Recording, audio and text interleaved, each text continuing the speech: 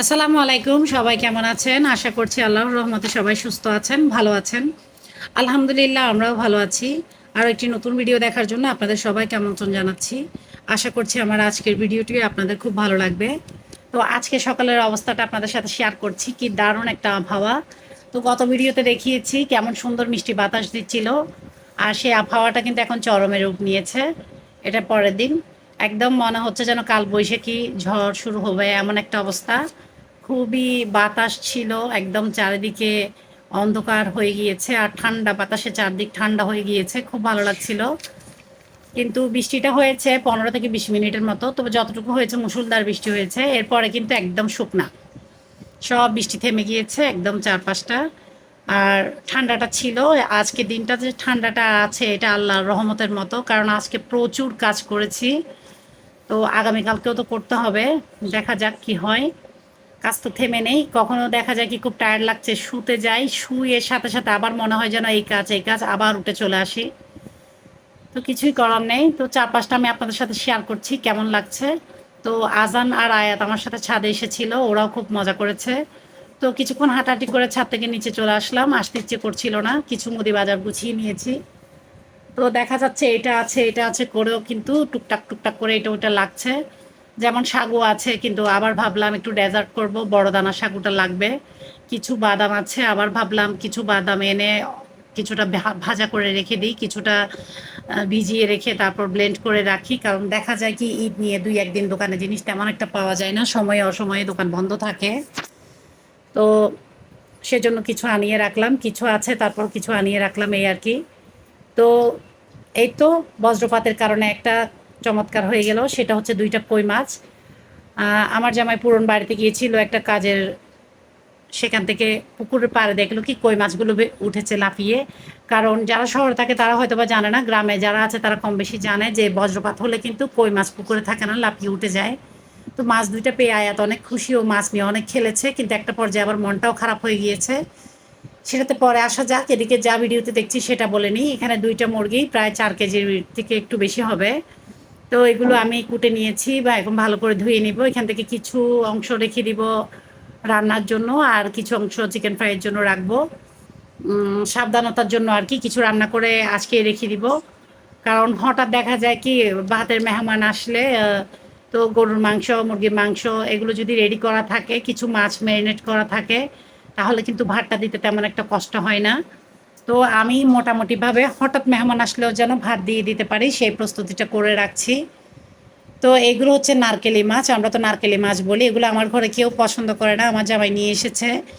একটু বকাঝকা করলাম, তারপরে বললাম দেখি একটা ব্যবস্থা করা যাক। এগুলোর মাথাগুলো তো একদমই চলে না।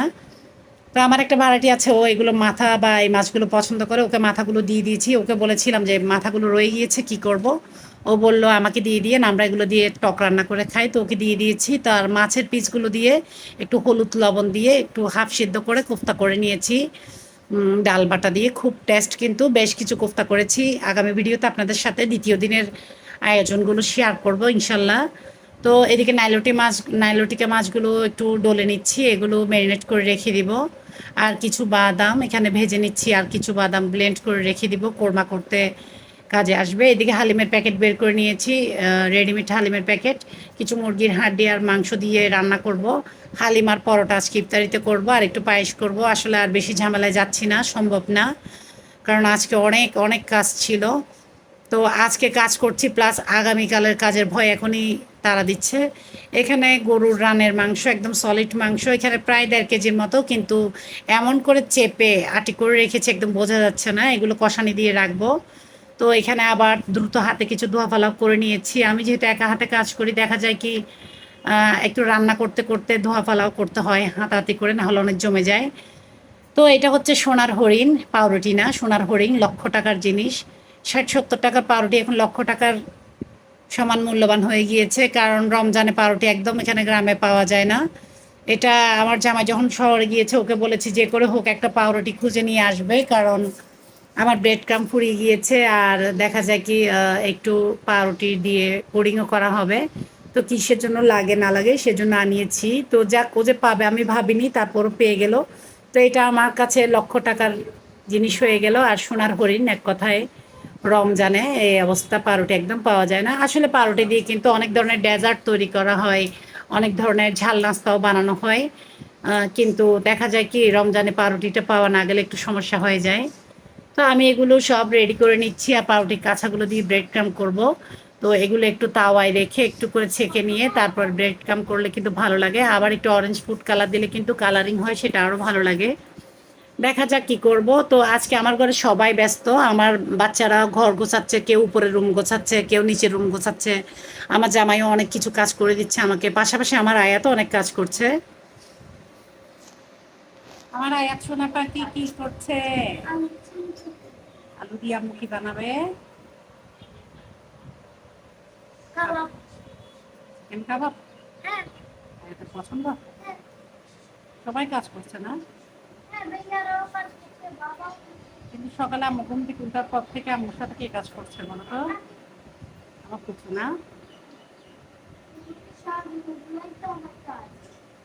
দিকে দেখো, আজকে আয়াত রোজা থাকছে বলো? বন্ধুরা আজকে এদিকে দেখো।